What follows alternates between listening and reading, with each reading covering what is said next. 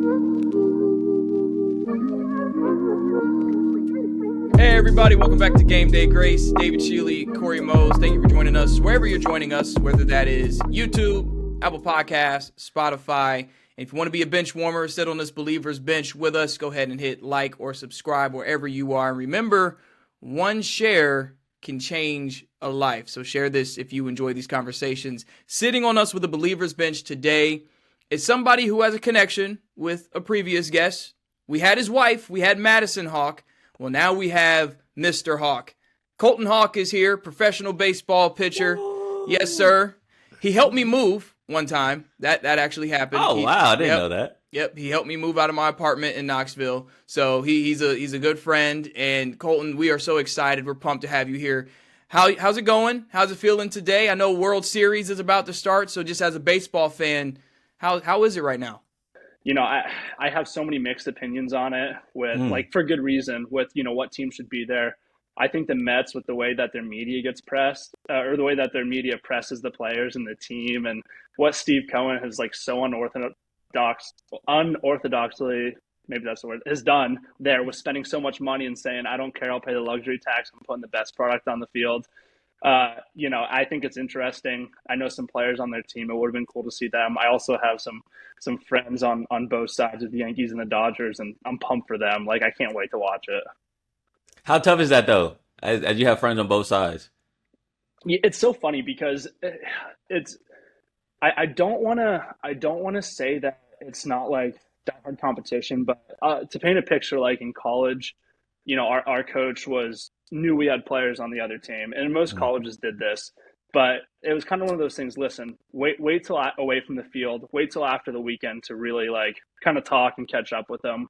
We're here to win. We're here to beat this team. It's much more us versus them, like, you know, not just on the field, but kind of off too. And you just kind of play that like mental edge a little bit. And I kind of like that, right? Because like it's, you know, like as my coaches say, it's like going to war. Like, this is our war. We got 3 hours between the lines. You know, let's keep it on our side. And I thought that was pretty cool. Where like pro baseball is the same way, especially at this level with the World Series. These guys it is like literally their peak war. It is their big war. And so they're going to be that way too. And you learn how to handle it the older you get. You know, the guys, if I was facing some buddies, we still, you know, would chat. If there's a rain delay, we meet behind home plate and hit some golf balls or just catch up in the tunnels or whatnot. But between the lines, you're pretty locked in. So, you know, I know some of my buddies on the Dodgers have good buddies on the Yankees. I'm sure they're sending some crazy texts. There's some like previous stories about guys actually, when they would like come to town, they would like stay at their buddies on the other team's house. Like their wives would get together, which, you know, you don't see on the field. But it's for as friendly of competition it is. There's a lot on the line right now. Yeah. So I don't want to say that's all going out the window, but they're probably staying to their sides this week at least. Okay. I had a follow-up to that, if that's okay, David. Go ahead. I just wanted to ask, you know, from the media perspective, from our perspective, it's great for Yankees, Dodgers ratings, but for a player perspective that's in the league, like, is there a perception about having the two major markets being in the World Series, or is this just not really a narrative within the league? Oh yeah. I mean, like there's pressure, right? You know, like, first off, when the salary caps are like, and you know, NBA has like a salary floor. So like each team's got to spend a certain amount. Like, those guys are getting paid whether you're the first off the bench or you're the, you know, Paolo or one of these guys, you know, that was just a stud. You're getting paid no matter what. In baseball, it can be much different.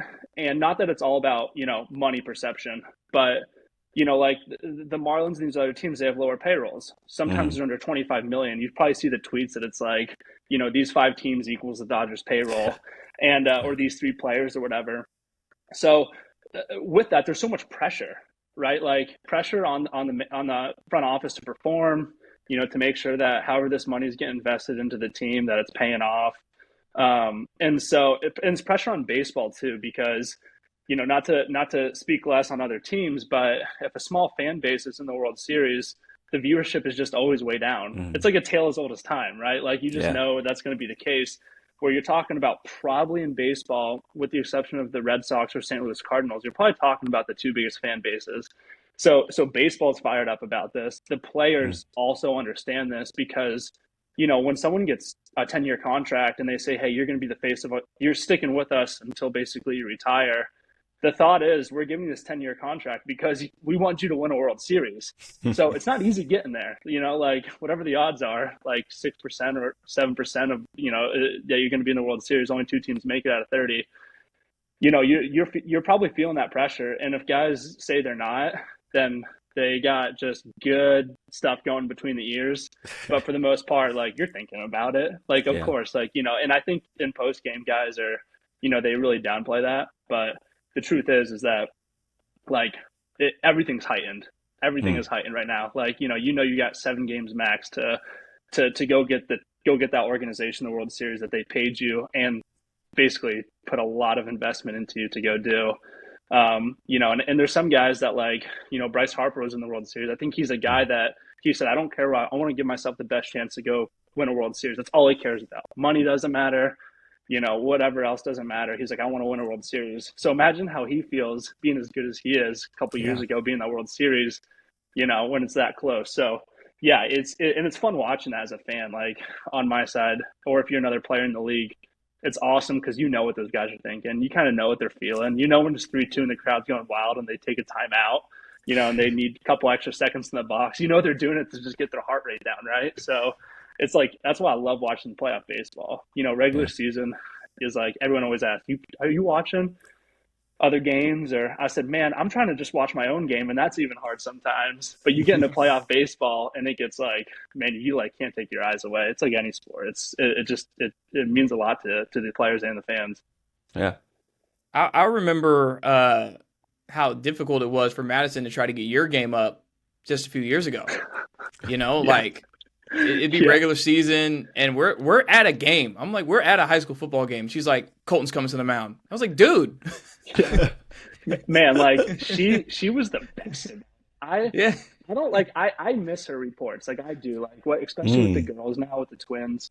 Like, she'll come on. I'll either have to replay it depending on what I'm doing, or like sometimes I'm just like, oh, it's 7:00. Like she was coming on at 7. Like I need to like lock in and make up for the like what I missed already. It's 7:30 or whatever. And she never missed one of my games, and there was no guarantee I was pitching. Like she had an idea, like if we were winning towards the end of the game, usually like for his close game, I was probably going in 8th or 9th inning. But like she'd always text me and be like, I can't believe he didn't call out a ball, or he didn't call out a strike. Or what happened with the third baseman in the bobble, or whatever. And I'm like, good. Like it made me happy that she never missed. And you know how crazy that is trying to hit a curfew in local news, and you got to film, and what you guys do does not get enough credit for. And let me speak on your behalf, as we're chatting, because I saw what she did, and it's wild. And it takes a true chemist and professional to be able to handle it all and juggle it and also make a good product. So she was doing that with you guys, and watching my games was pretty cool. And the MILB app, by the way, is not very friendly. Like it works half the time. Sometimes you just got to look at the box score. Like it depends. Yeah, but she was locked in though. She was locked in every time, and I can't remember exactly when it was, but we were definitely about to go on the air, and you had just completed a save, and I was like, "Yo, we're going on camera in 30 seconds." Exactly. I know. Like I'm telling you, she was like, and then like it was worse when not worse. Like it was better when she come visit because especially where like the places I played, like Pensacola and Jacksonville, the environment is really fun. It's not necessary. No, there's the diehard season ticket holders, but for the most part, you're gonna get like the tourists or like just the locals that are going to the game before they like go out to eat or to the bars or whatever they're doing. So minor league baseball is notorious for having good drink specials. So you'd get some like fans, which like I love, like rowdy fans. I think it's a blast. For or against, it doesn't matter. Like it makes it fun. People are invested. And, she'd be sitting in front of or behind some of these. I remember one time that the fans in front of me were like betting, like they'd bet money somehow that I was going to blow the save. And like they were like showing it to each other. They were like, look, I just bet $5 that, number whatever is going to blow the save. And she like was like so livid at it. And I'm like, it's okay if they do that. Like, they have the right to do that. I didn't. Like, I didn't blow it. They lost some money. But she like said something to him. She's like, that's my husband.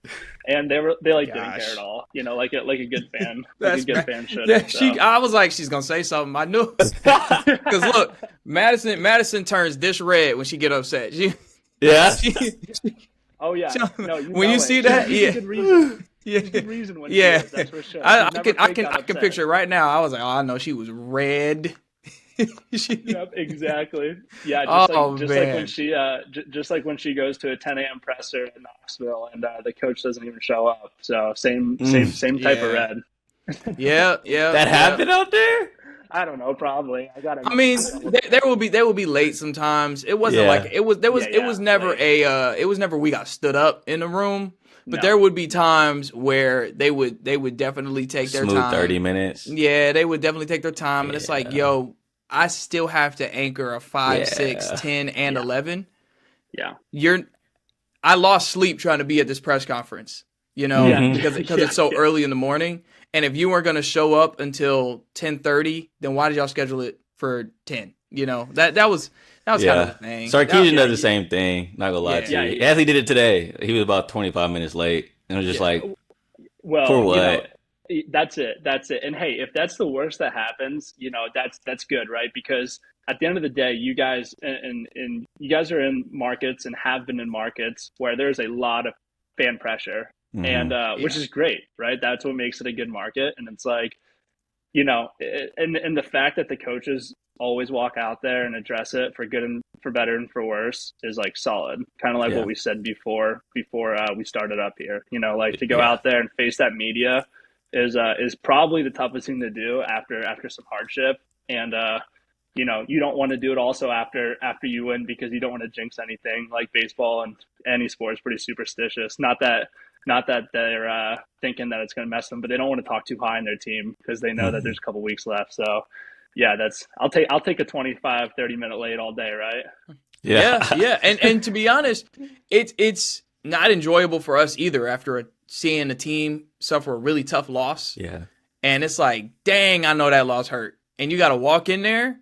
Like, I just did that with the Bucks, where on Monday night they were playing the Ravens, and not only did they lose Mike Evans in that game, but they lost Chris Godwin with a broken ankle in like the last 45 seconds.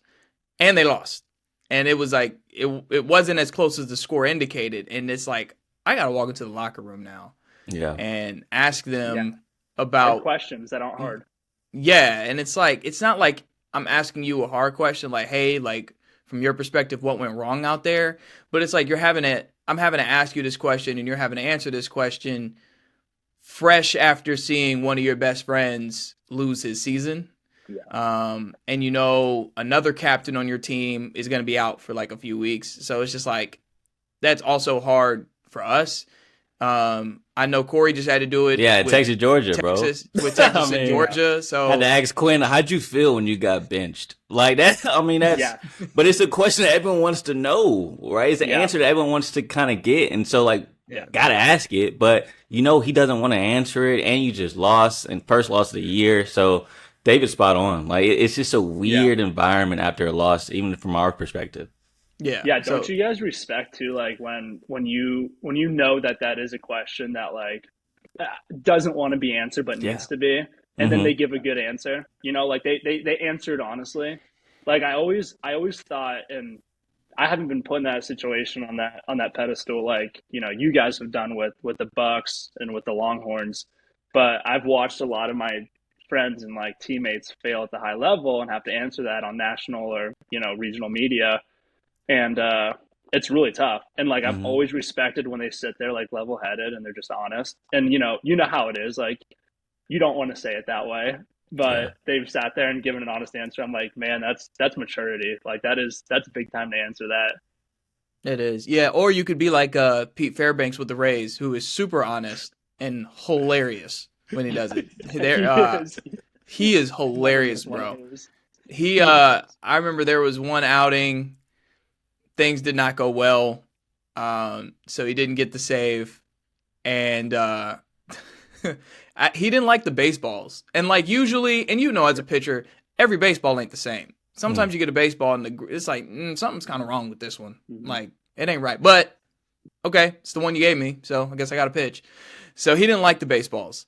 And he gets up there and they were like, okay, so what happened? He was like, I want you to put this in all caps. The baseballs were horrible. They were horrible. And he was like, I don't want to throw a curveball and it goes that way. That's not how that works. It's the baseball. And I was like, yo, like, this dude is hilarious, bro. Like, is that really how it is? You can't ask for another baseball and when you're on the mound? Yeah, you can. And a lot of guys do, but there's like this, it's not even an unwritten rule. It's just like a pace of play. Like, there's a famous video of Lucas Sims, who I trained with in Nashville. He's a reliever for the Reds at the time. And there was a rain delay, or it was rain in. It should have been a rain delay. And he literally just got a ball, threw it back, got a ball, threw it back, got a ball, threw it back. And I think like what happened eventually, the umpire like actually went out there with all his balls and said, just pick one, like, and he was kind of doing it as a statement, like, these balls are wet, they all stink. Like, can we get some fresh baseballs in here? Yeah. And, which was like pretty hilarious, but you can, and it's true. Like, the baseballs are different. If you go back for even years ago, I want to say like 2017 when the Astros were playing whoever, maybe the Dodgers in the World Series. But there was like a blindfold test for Lance McCullers. They gave him 12 baseballs. They gave him 6 World Series balls and 6 regular season. And he guessed perfectly which ones were the World Series balls and which ones were the regular season. He's like, listen, all year, everything we do, our variables are so precise and like focused on. That way, if something goes wrong, we know all of our variables and we can make a quick adjustment. That's how we make pitch-to-pitch adjustments. And so he's like, but when there's something out of your control, like the baseballs, it really messes up everything. He was basically making the case that they were juiced. So for Pete to say that, like, a regular fan might be like, suck it up, pal. But he's not joking. Like, that is 100% true, And, but yeah, dude, that guy is a riot. Like, I get such a kick out of that guy. Like, if him, Jameis, like Andrew Chafin with the Rangers do an interview, like post game, I'm watching, good or bad. Like, you just know it's going to be brutally honest and like straight off the top of their head with their exact thoughts. Yeah. Yeah. No, that is, he's legit funny. So for those that don't know, just want to rewind it just a little bit. A quick summary of your career. I know right now you're hoping to get signed with a team. So you're a free agent arm. I can say there's never enough pitchers on the staff, so I believe we're just going to go ahead and declare that you're going to get picked up. But just a quick summary of your career and your perspective on how you met Madison, because she gave us hers, and how that all intertwined. And, we see your jerseys there in the background too. So obviously I know that played a big factor in it, you guys being athletes.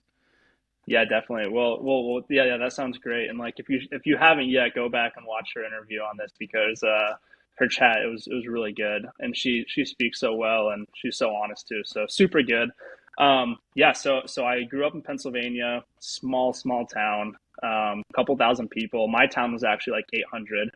I went to the small school district and kind of just figured out that baseball was going to be my sport. You kind of have to play all three, like when you're a good athlete at a small school. And so I kind of figured out baseball was going to be my sport. Like, generally athletic, but nothing crazy. Could just throw a baseball hard and kind of could keep it in the zone. So right around middle of high school, I was like, man, I need to take this more seriously. And there's some travel teams kind of coming up, and ended up getting on one, like literally by the grace of God. It was just lucky. And if you sit there and try to tell someone else, hey, do it this way, it just wouldn't make sense. You know what I'm saying? And which was pretty cool. And long story short, I had the opportunity to kind of travel for baseball, which back home like wasn't a thing, especially traveling out of state. People kind of thought, they're like, what are you doing? Like, why are you like traveling? Like, what's out there? And ended up in Los Angeles for a pretty big tournament that was for kids that were getting drafted. But I was only a sophomore, so I wasn't supposed to be there. I was there a year early. Every college was there. Emailed them all on the West Coast. Emailed every single one. Go through the list and sent the same message with a different name change for the coach and said, hey, coming out to area code games a year early. Want to come visit your school? I'm interested. Just because I thought, man, I've never been out there, but I've seen movies and pictures of the West Coast. That baseball's pretty good out there too. Weather's nice. So Stanford got back, and funny story. Even for how rural it is back home, the town over from me, Mike Messina, Yankees legend and Orioles Hall of Fame now. That's where he lived. So I Mm. kind of grew up always going to like my dad worked in Long Island, so outside the city, which was like a good 3 hour drive. And so to break it up, we would like catch the Yankees game Friday night, stay in the city, or we'd go watch Mike pitch Saturday. And so, being the only pro athlete like Northeast Pennsylvania, like I admired this guy as my role model. And so I kind of thought in high school, I didn't know any better. I was like, man, like Mike has done pretty well in pro ball at the Yankees. He went to Stanford. Like maybe I should just do that too. Like if like who else to follow other than a guy that's done it. So I didn't know much about Stanford, but I was always excited to, have the opportunity to kind of go out to the West Coast and try to get a hold of them. And they actually watched me pitch down there in LA, and they invited me up to campus. Went up there, did pretty well at like their showcase. Same week, and a couple months later they offered me. So I ended up going there, had the best time. It was like such an amazing institution. Baseball was great. Played against some unbelievable teams in the Pac-12, former Pac-12 RIP, which is sad, which we don't need to get into, but played against some unbelievable teams. We did great. Made it to a regional my junior year. Kind of always assumed that role of closer there, which I had a great pitching coach who wasn't afraid to throw me in there early. I think the second week of my freshman year, I was closing games against Cal State Fullerton. Closed one or two against Texas the next week. So just kind of got thrown into the fire right away, which is like a good college approach. Like there's a lot of sink or swim there, because if you do well early, then they know they can ride you for the next 3-4 years. And if you don't, no sweat. They'll work you back into it eventually. It might take some time. So just honestly didn't even know what I was doing, but went out there and kind of did well first year. Second year, came out All-American, had like a sub 1.5 ERA, had a great year as a reliever, went to the Cape, which is kind of the honorary summer league to go to, especially if you're looking to get drafted. Got to play with Tuitt out there. If you ever go out there, go catch a game. It's awesome. Super backyard like high school, but you got some of the best athletes, best players in the nation there, which is cool.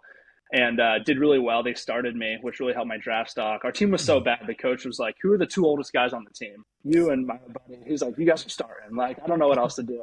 Ended up playing good favor for me because I was able to showcase 3 pitchers as a starter. Where like as a reliever, you're usually showcasing 2. And long story short, I kind of moved up some draft boards. Went back to relieving at Stanford my junior year. Finished with like a 1.23 ERA. Had a bunch of saves, got a couple wins along the way, and got drafted in the 4th round by the Marlins, which was just awesome, just like icing on the cake of a really fun college career. And then when you sign a contract and you get drafted, you sign a 7-year minor league contract. And if the team, the big league team can purchase your minor league contract, but if they never do, you go through 7 years of minor league ball unless you get released, cut, decide to retire, quit. And so I never actually got called up with the Marlins. So I did 7 years with them through all the levels. I did them all from the beginning. Batavia, which is short season, which no longer exists. Low A, which was in Jupiter, Florida. Low A was in Greensboro, North Carolina. High A was Jupiter, Florida. Double A was Pensacola, and Triple A was Jacksonville. So did my last 2 years with Jacksonville. And then 2023 opening day, I was throwing my first inning, to Paul DeYoung, who I think at the time was maybe like the shortstop for the Cardinals or second baseman, whatever he was. And was just basically never been injured in my career. Throw pitch, felt like a football stinger. Like if you ever been hit and it just hits a nerve and it just kind of like rings and vibrates. I didn't know what was going on, but end up take myself out of the game and wake up the next day and my arm was just shut off. Like this is April 2023, and I go to brush my teeth and like legit almost swallow my toothbrush. And I was like, whoa, what's going on? And end up trying to pick up more than 5 pounds, can't do it. End up finding out that what happened is somehow my nerve had stretched out. And basically the doctor said, hey, get comfy, man. The nerve heals really, really slow. It's going to take some time. So, your last year of free agency, you want to have a lot of leverage, right? Like that, you want that to be your best year. So what teams will do your last year of your minor league contract is they usually pull you up to see what you can do and help the big league club. Or they resign you, if you don't do well, and you usually still have a job. But either way, you want your best year to be your 7th year. So I learned within the first, I think 8 pitches that I wasn't going to have a last year of my free agency. I wasn't going to have a year 7. So I went through the whole year rehab, and it took me a year to rehab it. And the nerve heals at 1 millimeter a day. It's the slowest healing tissue, organ, bone, brain matter in the body. And the doctor told me it's going to take 150 days to heal. And he was spot on. It took exactly 150 days to turn back on, and rehab that for the following, 6-7 months to get my arm strength up and start throwing again. Spent this last year trying out for teams, and no hits. Tough free agency market out there for a lot of reasons, with crunches on rosters. Got rid of 40 teams in the last 2 years.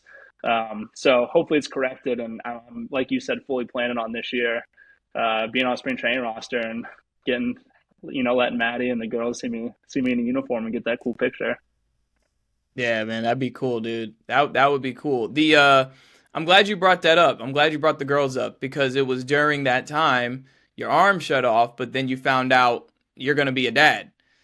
Take us through that moment for you, and just how has it been now that you have not one little girl but two of them? And were you shocked that you found out you were having twins? Yeah, well, yeah, yes, definitely shocked, like no doubt, and I mean, like, to say the least. But yeah, I mean, dude, it's like here's the thing with it is like, what really matters, in my life, and and this isn't a cop out to say I don't love baseball and it's not the most important thing. Like when I'm doing it, it really is. You don't have time to think about anything else, especially when you're, in the game. But I wouldn't have, my family of four, the Hawk family of four, if I wasn't injured. Like it wouldn't happen. They wouldn't be here. It'd be either, it wouldn't be, my two daughters. It'd be maybe whatever the case would be. Because what happened was I got injured opening day, which was April, and our spring training facility is in Jupiter, and that's, if you're hurt, that's where you spend it. So the teams don't really let you go home unless you have like a actual like Tommy John injury or something where they know the timeline, and you also have to get some grace, and they'll say, go ahead and train with your guy. We trust him. So I was at the facility. I was there every day. I'd just go in, I'd work out, I'd run, I'd pump up the other guys, and I'd go home and sit in my hotel or go to the beach or, golf or whatever, but like just fill time. Like it was just, my 2 hours of the field rehabbing. And it just got to the point where like in July, I was like, man, I'm going crazy. Like I think, nerve is like, they all start here. So, I told the Marlins, and they were awesome about it. I was like, listen, just let me go home and sleep in my own bed. Like maybe that'll help. Like, not that this, nice hotel or Marriott where we're staying isn't great, but like, the walls close in on you. So it was funny how it worked out. And I hit a low point too, like, which I've never really done in my career. But like, I just remember calling Maddie, and I was like, this sucks. Like, I'm like, it's all hitting me now. Like, it's 3 months hit later. I'm, whatever it was, June, I'm getting hit with this. And like, I'm now realizing that like I have no leverage with my free agency year. This hasn't turned back on in 3 months. Like the doctor might be right. It was all kind of a guessing game. It was because there's no actual test to test your nerve. This one specifically, because it's never supposed to get injured. So she was like, I'll fly in tonight, like, which was awesome of her. She's like, I've never asked her to do that, or I didn't ask her to do that. She's like, I know you need me. I'm going to fly in tonight. And long story short, a couple of weeks go by, and Marlon's like, yeah, why don't you go home? Well, there's a great facility called TMI Sports Performance with the best doctor in the nation. He runs a clinic there. His name's Keith Meister. He's literally the guy for baseball, sports injuries and assessing them. And he's like, why don't you just go train there and go home? And so I go home like beginning of August, find out we're pregnant like end of August. So basically, let's just say everything kind of happened once I came home. And it made it like really fun. Like this whole timeline was get to go home in August, which was just exciting itself. Find out we're pregnant late August, early September. Arm also turns on late August, and I can I now have a new growth, and I know what I have to kind of work for now that it's turned on, and kind of have a better timeline compared to just being in the wilderness, not knowing what was going on before that. I mean, like it made it great, and so like I look back on it, and yeah, it stinks. Like I've never even stubbed a toe, and then they tell me in my biggest year, you're done. Like you will not pitch this season at the very least. We don't even know if it'll ever turn back on. And then I go, so I go from that to, basically having like the two best girls in the world. That literally is like, I can't get enough of them every single second.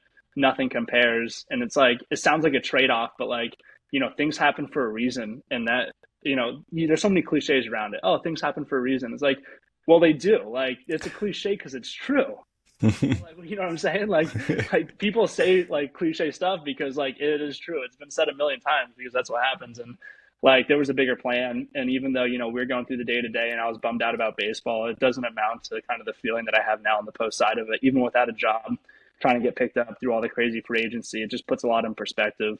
And man, when you see your kids for the first time, like things change too. Like you just things that were important aren't important anymore. Like the unimportant things really aren't important.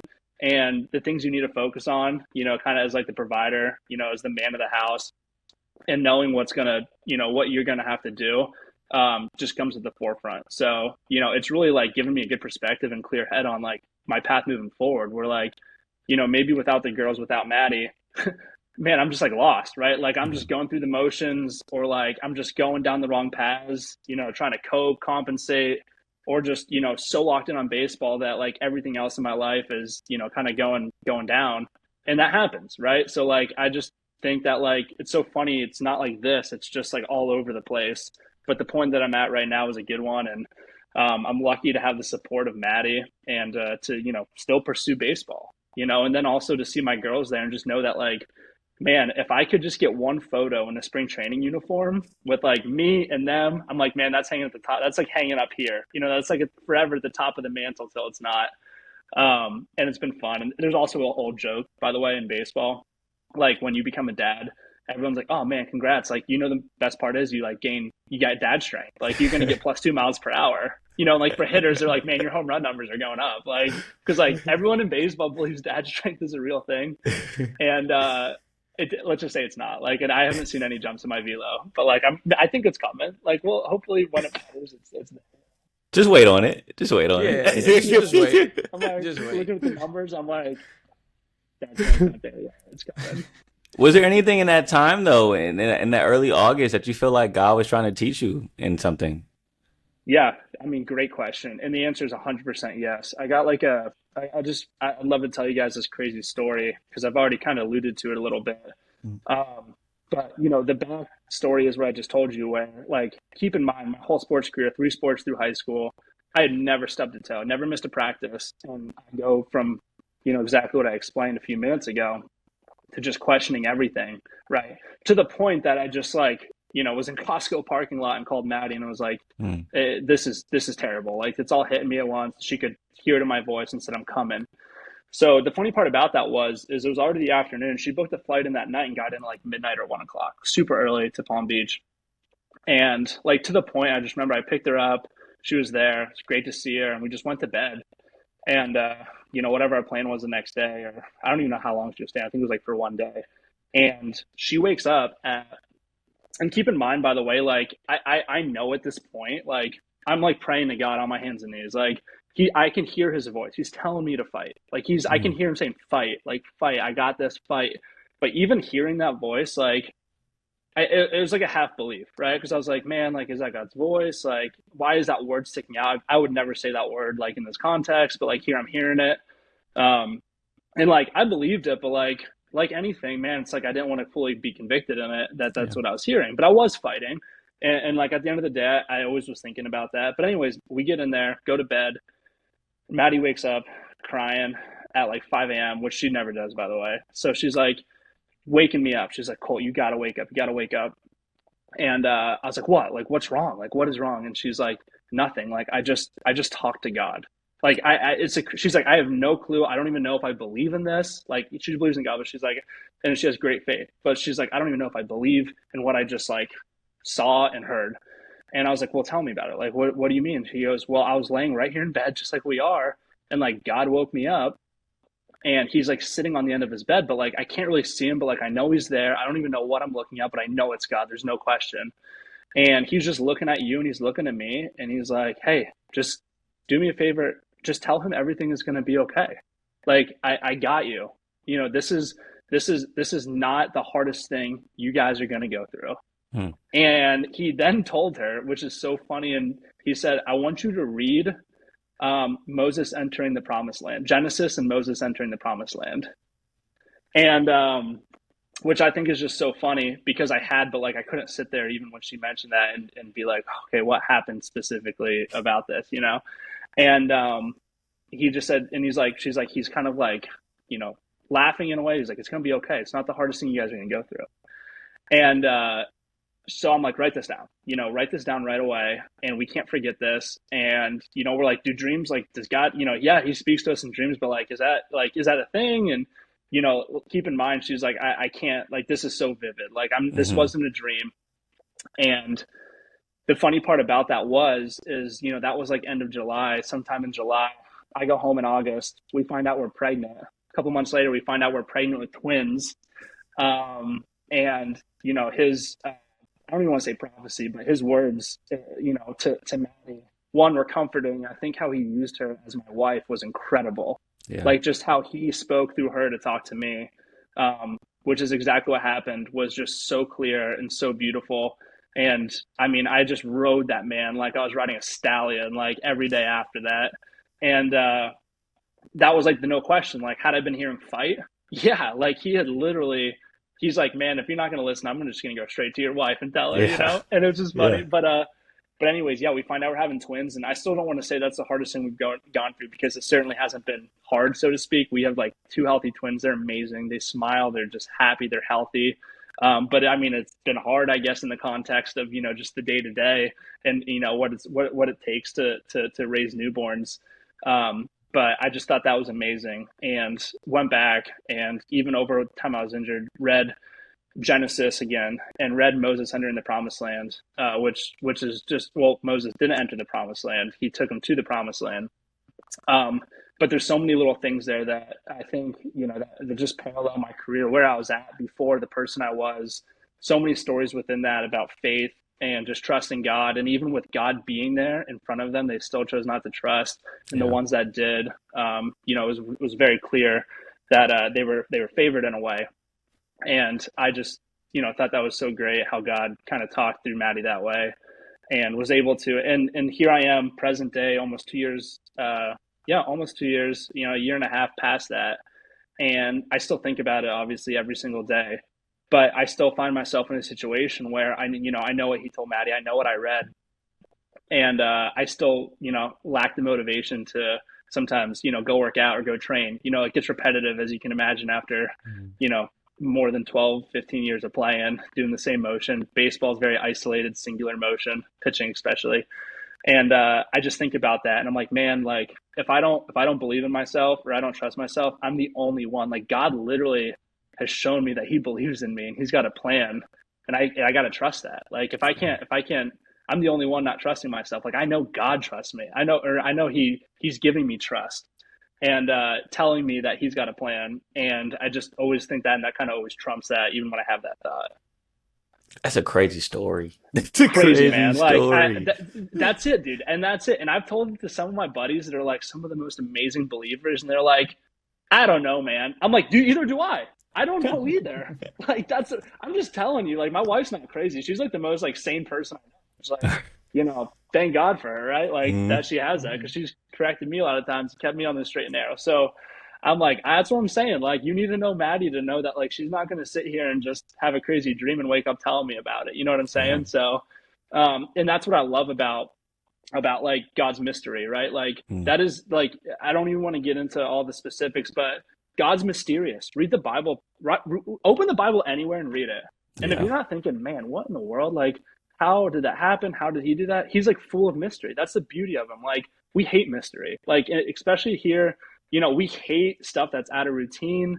We hate stuff that we don't know about. Like, we're a science-based, driven, factual, like, people, which is like also kind of why our society is, as healthy and great as it is in a way. But like, God doesn't work that way. He's full of mystery. Like, he loves all that, but he also keeps, we can never fathom his ways. Like, that's the easiest cliche to say about it, right? Like, we can't. Yeah. How many times have you heard that? But it's true. And I mean, that's the mystery of, like, even when I tell my buddies about that, some guys are like, that is awesome, man. Like, let's go. Like, I've hoped to have one of those my whole life and haven't had one. And then like my other buddies like, yeah, dude, I don't know about that. And I'm like, that's fine. That's fine. Like, that's the beauty of it. Wow. Well, here's what I'm curious about based off of that is, one, the community of believers that you have in baseball and kind of like, how that atmosphere is, but also for you as someone who studies the word regularly, how have you tried to fulfill the role of a biblical husband and father the best that you can, and the pressures of that? Because I know that's, there's a lot that is basically commanded of men the moment you become a husband and father. Yeah, there is. And like, that's funny because I felt the pressure right away, but I didn't need to, and I think where that came from, and I think one thing baseball has taught me, especially as I've, struggled in my career, and like, here it is, like most guys who get drafted, they don't struggle in high school and college, right? Like if you struggle at those levels, you're probably not getting drafted. Like you're just not having the opportunity to climb up to that point. And if you are, fantastic. Like best case, like you're so lucky, or whatever the word is, to be able to face that already and know how to work through that adversity. But I didn't really face that until I got to pro ball, which was like good and bad because unfortunately I was getting paid to do it at this point. So you only want to do well at your job, and the other half of that was like I was getting to learn through it. So I always had the answers with like, man, baseball was good. I was good. Like I could lock in on baseball, and then I could lock in on family, social, school. Like I was focused, just, intense focus. But when your like routine, I guess, in general, or your thought processes start to get a little confused and you start struggling, you start questioning a lot of stuff, right? You start questioning what you believed and what you've been built on. And not that I was ever questioning my faith, but I was questioning everything outside of it, like, man, maybe I don't learn how to pitch. I need to learn how to pitch again. Like I'm not even, throwing as many strikes as I should be. Oh, these guys are throwing harder than me. And so this all warps like everything as an athlete. And then what happens is when you're doing good, you never carry anything outside the locker room. Like your confidence, you leave, you're good with your wife, your kids, your family, your friends. You go back into the field, the locker room, you're focused again. But like when you're struggling, you can't leave it at the locker room. You take that home with you. And I think what it got to, well, actually I know what it got to, was that just this valley of like, I'm so jacked up right now, like with just questioning stuff. I'm not smart enough to comprehend this. I don't have the answers. Like I can't find the answers. I've been asking myself the same thing, which is insanity, for the last couple of years. Like maybe I need to go to where I know the answers are. And that's like and this is right over COVID, because our season had just gotten canceled. If you remember, they never opened up the minor leagues, and I just kind of felt like a dud. And I was like, man, I like a year off isn't going to be good. All these questions. And I just was like, man, I'm going to commit to reading the Bible for the first time. Now I grew up in the church, all the stuff that, you kind of hear all the time. I was like, just one of those every Sunday guys. My parents took me, which is amazing on their part. But like, man, I didn't ask God the hard questions. I didn't have a conversation with him really until I started to open the Bible. So I actually did this with Maddie, which was really cool. We got to do it together. The first year I read the Bible cover to cover by myself. And like, here's my like thought, like if here's my recommendation. One, do that.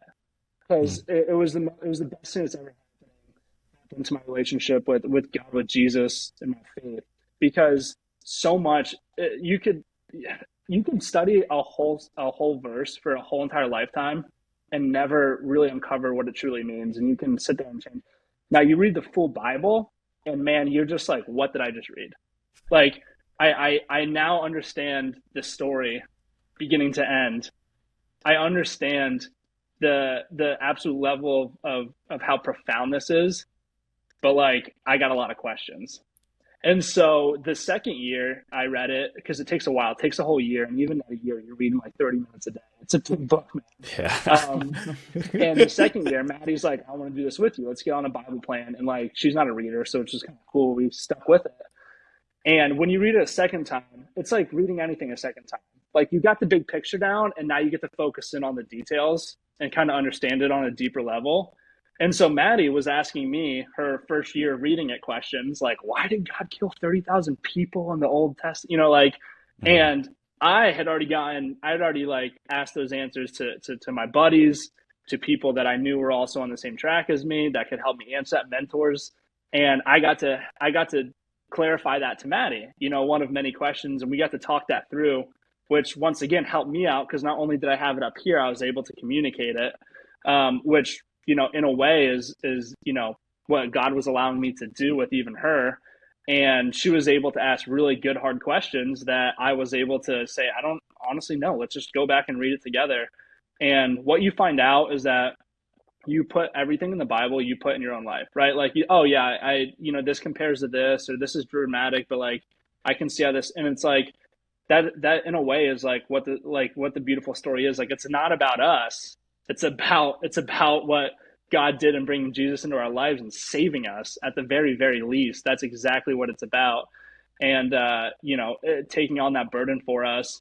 But the stories are amazing. And beyond that, they're the most applicable things I've ever read. I've read a million pitching books. I've read a million mental health or like mental strategy books and mental health and self-helps. And I can't tell you a whole lot about each one specifically, but I can tell you a lot of things about the Bible. And I just, going back, that's where I knew I needed this because I didn't have any answers. I needed to go find the answers that I could actually be convicted in. And I could say, hey, I don't even feel this right now, but I know this is true. And unfortunately, everyone else's individual human story is corrupted in a way. Different scenario. It's meant for them. It's a generic overview umbrella of what should happen or what you should be feeling. But the Bible's factual. It never contradicts itself. It's proven. There's 500 plus eyewitness accounts of Jesus' crucifixion and risen from the dead. It's tough to question this stuff. And even if you want to, because some things that makes you do that, and you should. But I just had to go back on that. And that's when baseball stopped being like the number one in my life. And I started to realize, wait, this is a product of what God is allowing me to do. He does not care how well I do. He doesn't care if I have a World Series. So I'm pumped. Like, I gotta imagine he's a little bit pumped for me when that happens. But like, he's given me a platform. And that platform is one, to mentor other guys, whether they're older or younger than me. It's to show up and represent him and become more like him every single day I show up at the field. And it's funny because when I finally realized that was in Double-A, and that's when my pro ball career like really started taking off. Ended up being pro ball reliever of the or Double-A Southern League reliever of the year that year. Got promoted to Triple-A, did well up there. Next year, similar situation, did really well. And it's like, man, it was just that burden was taken off me and put on God. And I was able to trust him. And that's when baseball started getting a little better. Like, funny correlation, right? Yeah, I mean I think that's exactly how it goes, right? Seek first the kingdom of God and his righteousness, and all these things will be added to you.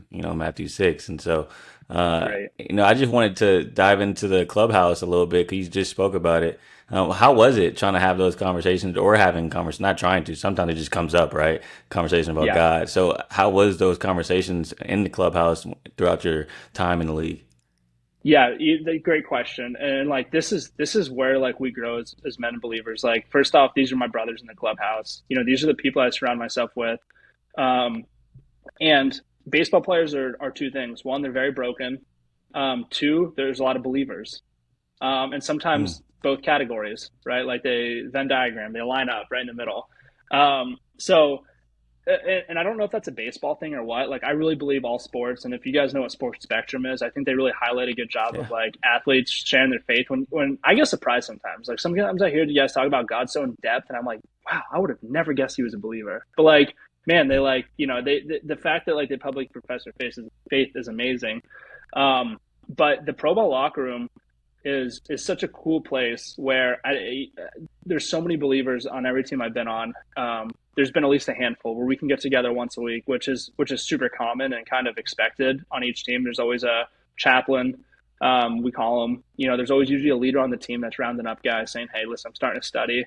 And the funny part about that is that it's tough to get in a rhythm because guys are always moving in pro ball. So like, it's not like you have Mm, your core group in your hometown or your church where it's like, man, no matter what, I know you're here every Sunday, every Wednesday, whenever we're meeting. It's like, you could have 5 guys one week and then the next week you have 1 because 4 got promoted or demoted or released. You see what I'm saying? So there's a lot yeah. of dynamic shifting. So what that turns to really is just honest conversation.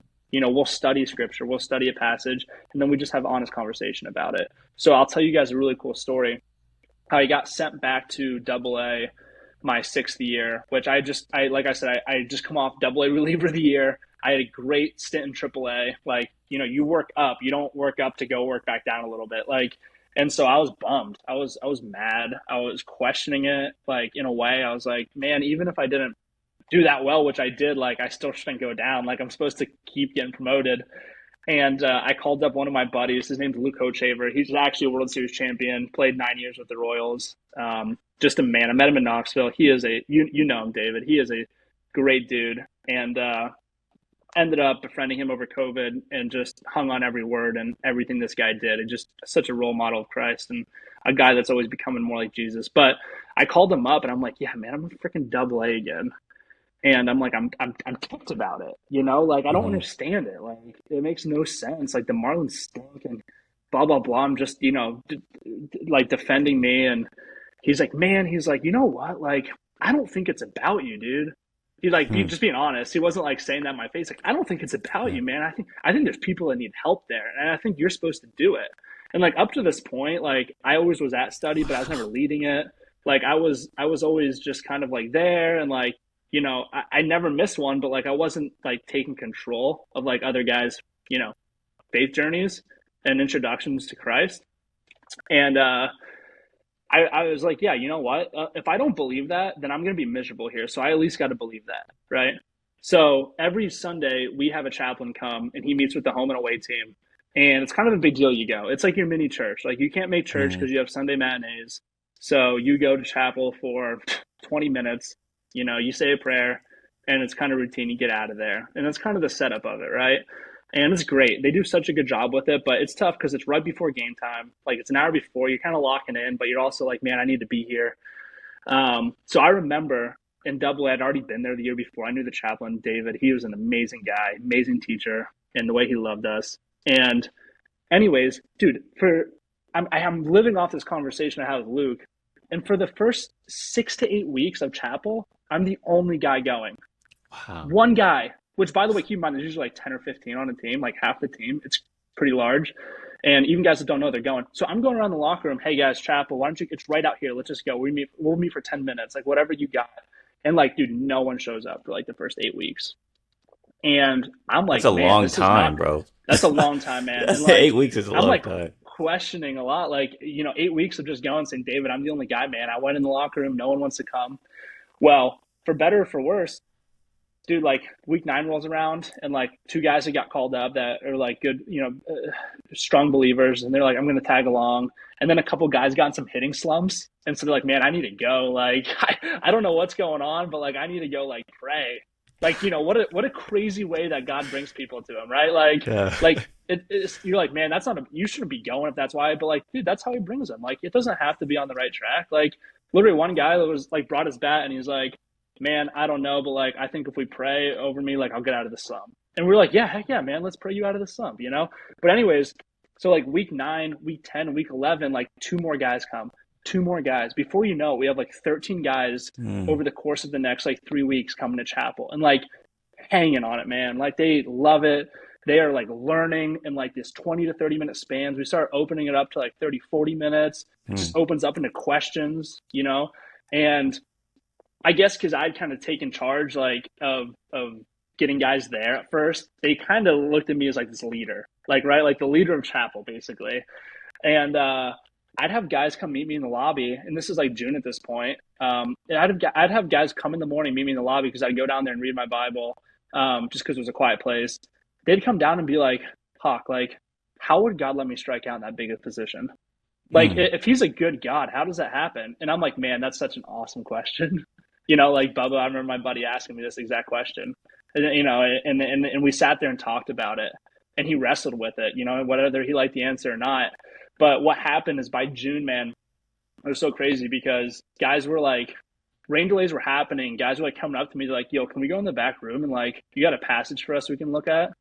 And like, They just loved it. Like, dude, like talking about being on fire for it. Like they just like, if you can just imagine from one guy for 8 weeks, myself, to guys asking to go, hey, you have anything prepared? What did you read today? Let's go over it. And guys like not missing it. And I just watched that happen. I thought it was going to happen in, you know, a week or 2. It took 3 months. So as soon as we start rolling, you know, I get promoted. And once again, just like you talked about in Matthew 6, you know, we're seeking the kingdom of God. I get promoted.